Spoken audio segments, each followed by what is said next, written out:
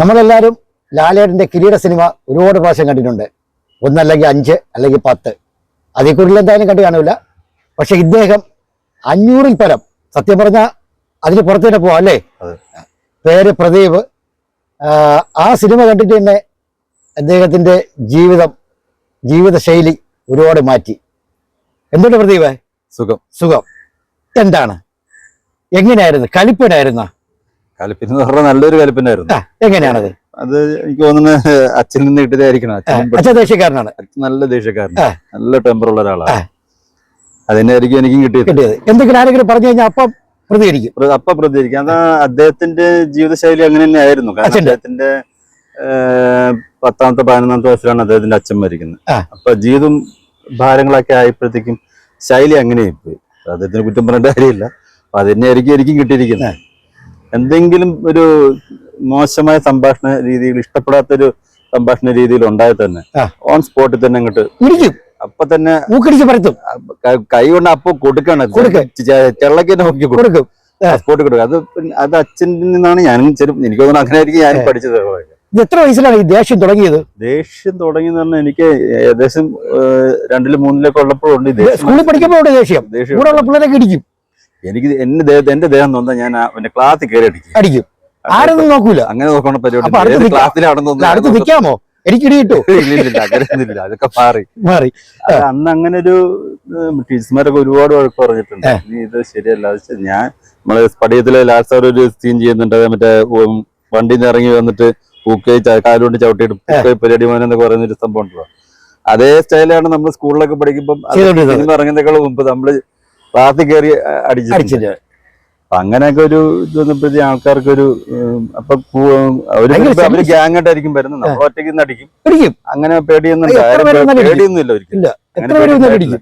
അങ്ങനെയല്ല. ആ സമയത്ത് നമുക്ക് എന്തോ തോന്നുന്നു ആ മൈൻഡിലായിരിക്കും നമ്മൾ നിന്ന് കേസൊക്കെ ഉണ്ടായിട്ടുണ്ടോ? അങ്ങനെ ഉണ്ടായില്ല. ക്ലാസ്സിൽ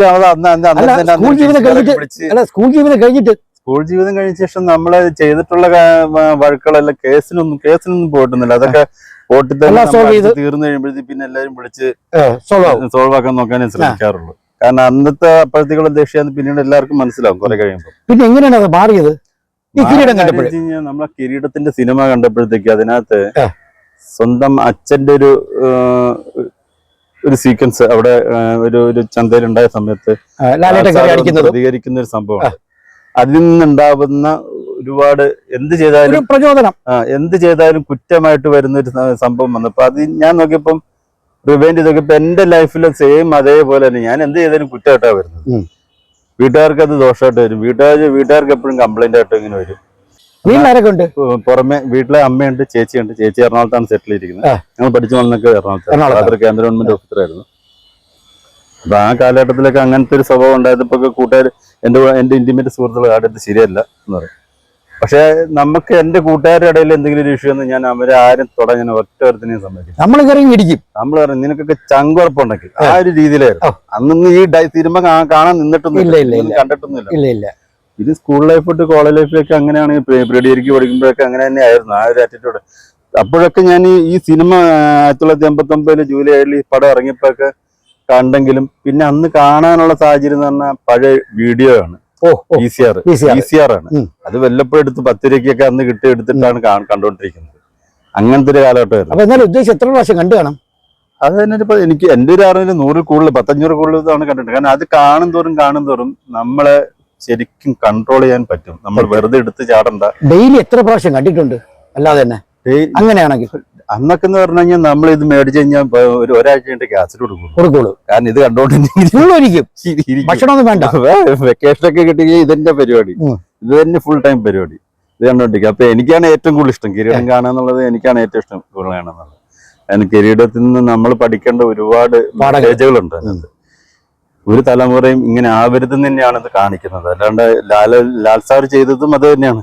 ലാൽ സാർ ഒരു കഥാപാത്രത്തിനെ അവിടെ അവതരിപ്പിച്ചെന്നേ ഉള്ളൂ. അല്ലാതെ ലാൽ സാറ് എന്നെ ഇമിറ്റേറ്റ് ചെയ്യണമെന്ന് ലാൽ സാർ ഒരിക്കലും പറഞ്ഞിട്ടില്ല, എവിടെയും പറഞ്ഞിട്ടില്ല. ലാൽ സാറിനെ സംബന്ധിച്ചിടത്തോളം ലാൽ സാർ തരുന്ന കഥാപാത്രം ഭംഗിയായിട്ട് ചെയ്യാന്ന് മാത്രമല്ല ലാൽ സാറിന്റെ ഒരു റോൾ എന്ന് പറയുന്നത്. അതാണ് ലാൽ സാർ നമുക്ക് എല്ലാവർക്കും തരുന്നൊരു മെസ്സേജ്. ഇപ്പോഴും കാണാറുണ്ട് ഈ സിനിമ? ഇപ്പോഴും കാണും. ഞാൻ ഈ അടുത്തിടയ്ക്ക് ഞാൻ യൂട്യൂബിലാണ് ഇപ്പോൾ വരുമല്ലോ, നമ്മൾ അടിച്ചിട്ട് ഞാൻ യൂട്യൂബിൽ കിട്ടും. യൂട്യൂബിൽ കാണുമ്പോ നമ്മുടെ മനസ്സും കണ്ണൊക്കെ നിറയും. അറിയാം, ശരിക്കും പറയും. കാരണം ഇപ്പം എൻ്റെ അച്ഛൻ മരിച്ചിട്ട് 7 വർഷമായി. അച്ഛൻ പറഞ്ഞൊരു പാടെന്ന് പറഞ്ഞാൽ എന്ത് വന്നാലും നേരിടാനുള്ള ചങ്കുറപ്പുണ്ടാവണം, പേടിക്കരുത്. അത് അന്ന് മുതലേ ഉണ്ട്, ചെറുപ്പം മുതലേ ഉണ്ട്. അപ്പൊ ആ ഒരു ഇതാണ്, പവറാണ്. ഇപ്പൊ എന്റെ കോളേജ് പഠിക്കുമ്പോഴൊക്കെ നമ്മളെ യൂണിയൻ പ്രശ്നങ്ങളൊക്കെ ഉണ്ടാകുമ്പോൾ എന്റെ കൂട്ടുകാരന്മാരൊക്കെ ആരെങ്കിലും അപ്പ സ്പോട്ട് ചാടി ഇറങ്ങി. അങ്ങനെ ഇങ്ങനെ ആര് വന്നു നമ്മൾ നോക്കത്തൊന്നുമല്ലോ.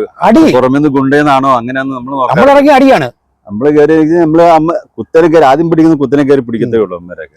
ഇപ്പൊ ആരെങ്കിലും വന്നു കഴിഞ്ഞാൽ അടിക്കാറുണ്ടാകട്ടെ. അപ്പൊ അങ്ങനെ നമ്മൾ പോവാറില്ല. ഇങ്ങോട്ട് ഒരു പ്രശ്നത്തിന് ആരെങ്കിലും വന്നാൽ നമ്മൾ വിട്ടുകൊടുക്കൂല. അതൊരു വേറൊരു രീതിയാണ്. അത് നമ്മുടെ രക്തത്തിൽ അലിഞ്ഞു പോയി കിടക്കണം. അത് വിട്ടുകൊടുക്കുന്ന വെച്ചാൽ നമ്മൾ കുറെയൊക്കെ നമ്മളെ കണ്ടില്ലാന്ന് അടിക്കും. സഹി കേൾക്കുമ്പോ നമ്മള് പഴയ രീതിയിലോട്ട് വരും. എന്ന് പറഞ്ഞു കഴിഞ്ഞാൽ നമ്മള് ആദ്യമൊക്കെ പറഞ്ഞു നോക്കും, ജയിച്ചു പൊക്കോട്ടെ എന്നുള്ള രീതിയിലൊക്കെ പറഞ്ഞു നോക്കും. നടക്കില്ല എന്ന് നോക്കി കഴിഞ്ഞാൽ പിന്നെ ഞാൻ അങ്ങനെ തോന്നുന്ന സമയത്ത് കിരീട സിനിമ ഒന്ന് ആലോചിക്കപ്പെട്ട് ഇത് പ്രതികരിക്കാൻ തോന്നുന്നു. നമ്മൾ അതിനെ വീണ്ടും നമ്മള് അച്ഛന്റെയും അമ്മയുടെയും സഹോദരികളുടെ ഒക്കെ ഏറ്റവും ആവശ്യം നമ്മൾ ഒരാളാണ്. ആ കഥയിലും അത് തന്നെയാണല്ലോ. തീർച്ചയായിട്ടും ഏറ്റവും ഒരു ആ കഥയുടെ ഇമ്പോർട്ടൻസ് പറഞ്ഞാൽ ആ ഒരു ആന്തരിയാണ്. ആ ഒരു വീടിന്റെ ഏറ്റവും വലിയൊരു ഒരു എല്ലാ അർത്ഥത്തിലും പുള്ളിയാണ് എല്ലാത്തിന്റെയും ഡിപ്പെൻഡ് ചെയ്താണ് എല്ലാവരും. പുള്ളിക്ക് അദ്ദേഹത്തിന് ജോലി കിട്ടുമ്പം ബാക്കിയുള്ളവരെല്ലാം രക്ഷപ്പെടും എന്നുള്ളൊരു ഇതുണ്ടല്ലോ. അപ്പൊ അതേ ഇതിപ്പോ ഞാനിപ്പോ കേസുമായി കോടതിയായിട്ടൊക്കെ കയറി ഇറങ്ങി നടന്നു കഴിഞ്ഞാൽ എന്റെ അച്ഛന്റെ ഇമേജ് എത്രമാത്രം തകരും എന്നതിനെ കുറിച്ച് ഞാൻ ഒരുപാട് ചിന്തിച്ചു. വീട്ടുകാരൊക്കെ എന്തുമാത്രം മാനസികമായിട്ട്. അത് മാത്രമല്ല, എന്റെ ജ്യേഷ്ഠൻ മരിച്ചതിന് ശേഷം ഉണ്ടായ ഒരാളാണ് ഞാൻ. ജ്യേഷ്ഠൻ കുഞ്ഞിലെ കൈ കുഞ്ഞിനിപ്പോ തന്നെ മരിച്ചു. അതിന് ശേഷം ഉണ്ടായതാണ്. അപ്പൊ അമ്മയ്ക്ക് ഭയങ്കര പ്രയാസമാണ്. കാരണം അമ്മ ഒരുപാട് പ്രാർത്ഥിച്ചിട്ട് ഉണ്ടായ ഒരു കഥ അമ്മ പറയുമ്പോഴാണ് ഞാൻ അറിയുന്നത്. സമയം കിട്ടുന്ന ഗ്യാപ്പിലൊക്കെ നമ്മൾ ഇത് റിപ്പീറ്റ് ചെയ്ത് കണ്ടോണ്ടിരിക്കും. ഒരു ദിവസം സമയം കിട്ടുന്ന ഫ്രീ ആണെങ്കിൽ അത് എന്നെ കണ്ടോണ്ടിരിക്കും. 5 തവണ ചിലപ്പോൾ 6 തവണ കണ്ട് ഉറങ്ങുന്നവരെ ചിലപ്പോൾ നമ്മൾ ഇത് കണ്ടോണ്ടിരിക്കും. അത് മരുന്നാണോ? മരുന്നൊന്നല്ല, ഇത് കാണുന്നുണ്ടാവുന്ന ഒരു സംഭവം എന്ന് പറഞ്ഞാൽ നമ്മൾ ആ ഫാമിലി എപ്പോഴും നമ്മുടെ മനസ്സിലേക്ക്, നമ്മുടെ ഫാമിലിയായിട്ട് ഒരു എപ്പോഴും നമ്മുടെ ഫാമിലി എന്നുള്ളൊരു ചിന്ത എപ്പോഴും ഉൾക്കൊള്ളും. അത് ഈ ഇപ്പോഴത്തെ പുതിയ ജനറേഷനൊക്കെ ഏറ്റവും നല്ലതാണ് കിരീടം എന്ന് പറയുന്ന പോലത്തെ സിനിമ കാണുന്നതാണ്. വെറുതെ എടുത്ത് ചാടി അതൊരു മെസ്സേജാണ്. അഥവാ ഈ പ്രദീപ് ഈ സിനിമ കണ്ടില്ലായിരുന്നെങ്കിൽ നല്ലൊരു ക്രിമിനൽ ആയിരുന്നല്ലേ? നല്ലൊരു എങ്ങനെ ആവുന്ന എനിക്ക് തന്നെ ഒരു പിടിയില്ല. എനിക്ക് തന്നെ ഒരു കാരണം എന്റെ മൈൻഡ് എങ്ങനെ വിട്ടുപോകണമെന്ന് എനിക്ക് തന്നെ അറിഞ്ഞു. കൺട്രോൾ ചെയ്യാൻ പറ്റില്ല. കാരണം ആ ടൈമിൽ നമ്മുടെ മൈൻഡ് വിട്ടുപോവാണ്. നമ്മളെ തന്നെ പിടിച്ച കിട്ടത്തില്ല. ആ രീതിയിൽ വെച്ചാൽ നമ്മള് വല്ല സ്റ്റണ്ടോ അതൊന്നും പഠിച്ചിട്ടൊന്നുമില്ല. പക്ഷെ നമ്മൾ അടിക്കുന്ന അടിയല്ല മിക്കവർക്കും പ്രയാസം ഉണ്ടായിട്ടെന്ന് പറഞ്ഞു. വലിയ ഗുണ്ടായി മാറിയേനെ. അപ്പൊ എന്റെ ഫ്രണ്ട്സിന് ഒരു ധൈര്യം എന്ന് പറയുന്നത് ഞാൻ തന്നെയാണ്. ഏത് കാര്യത്തിനും മുൻപന്തിയിൽ ഉണ്ടാവുന്നുള്ള ധൈര്യം അവർക്ക് എല്ലാവർക്കും അറിയാം. അപ്പൊ അങ്ങനെ ഈ പ്രദീപ് ഉള്ളതുകൊണ്ട് ആ ധൈര്യത്തിൽ ഇവര് ചുമ്മാ പ്രശ്നം ഉണ്ടാക്കൂ? അല്ല, പ്രശ്നം ഉണ്ടാക്കിയതല്ല. ഉണ്ടാക്കൂ? ഇല്ലില്ല, അങ്ങനെ ഉണ്ടാക്കുന്നില്ല. അവര് അങ്ങനെ ഒരു ഫ്രണ്ട്സ് അല്ല അവര്. ഇപ്പൊ എന്താണ് ആഗ്രഹം?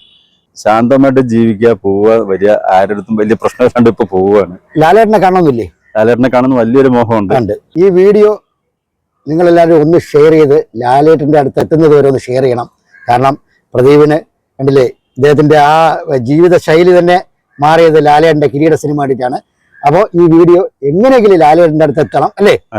എത്തി അദ്ദേഹത്തിന് ഒന്നുമെങ്കിൽ അത് വീണ്ടും തിയേറ്ററിലേക്ക് കൊണ്ടുവന്നാൽ വളരെ സന്തോഷമായിരിക്കും. ഇപ്പോഴത്തെ പുതിയ തലമുറകൾ കാണണം എന്നാണ് ഞാൻ പറയുന്നത്. കാരണം അത്രയും നല്ല ത്രെഡുള്ള അല്ലെങ്കിൽ എല്ലാം ഒരു സിനിമ മോശം നമ്മൾ പറയുന്നത്. പക്ഷെ കിരീടം എന്ന് പറയുന്നത് വല്ലാത്തൊരു സിനിമയാണ്. ഒരു എന്താ പറയുക, ലാൽ സാറിന്റെ അന്നത്തെ പ്രായത്തിൽ ലാൽ സാർ അത് ചെയ്യാന്ന് പറയുമ്പോൾ ഇറ്റ്സ് ഗ്രേറ്റ്.